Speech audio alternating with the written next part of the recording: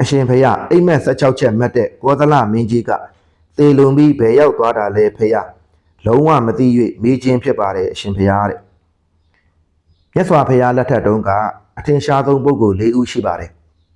အဲ့ဒီပုဂ္ဂိုလ်၄ဦးကဘယ်သူတွေလဲဆိုရင်၁အနာထပိန်တထေးကြီး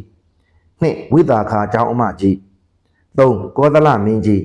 ၄ဗိမ္ပိသာရမင်းကြီးတို့ပဲဖြစ်ပါတယ်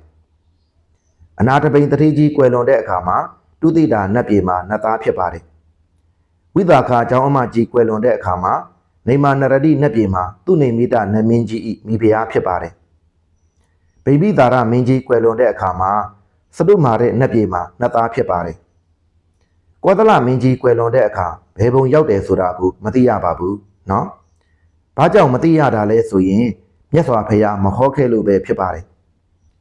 မဟောခဲ့ရတဲ့အကြောင်းရင်းကလည်းပဲမင်းမြန်းလျှောက်ထားတဲ့သူမရှိလို့ဖြစ်ပါလိမ့်မယ်เนาะဒါကြောင့်တိတကူဆရာတော်ကြီးဗုဒ္ဓဂါယာရောက်လို့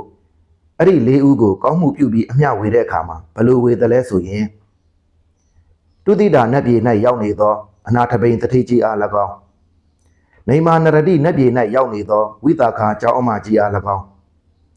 စတုမာရဲ့နတ်ပြည်၌ရောက်နေသောဗိမ္ပိသာရမင်းကြီးအား၎င်း